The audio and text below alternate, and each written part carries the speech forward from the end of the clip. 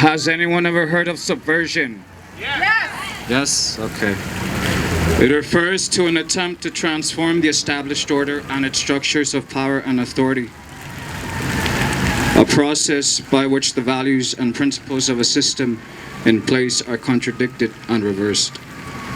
And that's exactly what... Like this so they can hear you. And that's exactly what's going on today. More specifically, subversion can be described as an attack upon the public morale, and the will to resist intervention usually comes as a product of social, class, racial loyalties attached to national symbols.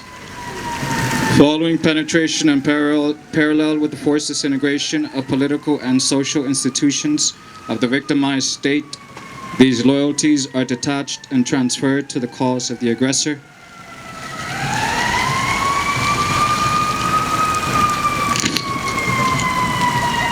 Subversion is used as a tool to achieve political goals because it generally carries less risk and difficulty as opposed to open belligerency.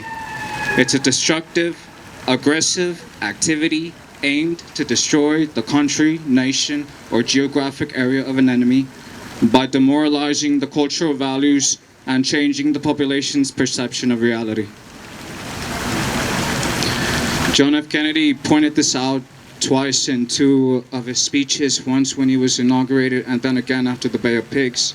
He goes further on and he says this.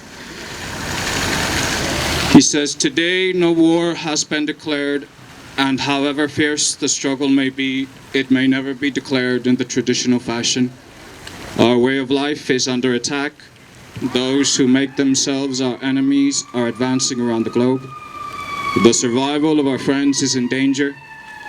And yet no war has been declared, no borders have been crossed by marching troops, and no missiles have been fired.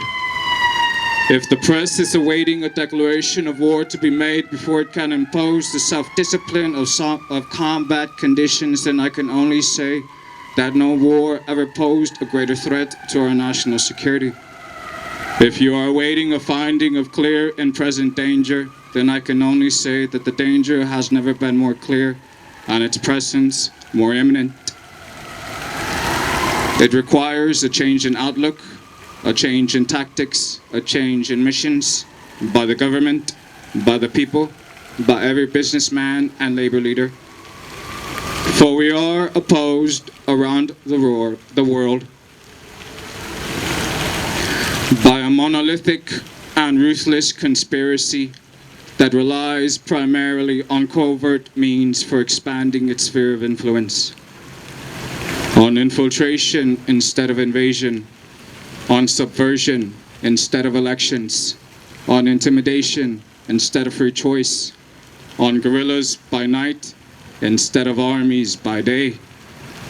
It is a system which has conscripted vast human and material resources into the building of a tightly knit, highly efficient machine that combines military, diplomatic intelligence, economic, scientific, and political operations. Its preparations are concealed, not published. Well, you can look it up. I want to leave it up. I just want to leave you with one image, and that's it. This is it. Donald Trump tweeted, "You know what solves it? When the economy crashes and the country goes to total hell and everything is a disaster, then you'll have riots to take us back to where we were when we were great."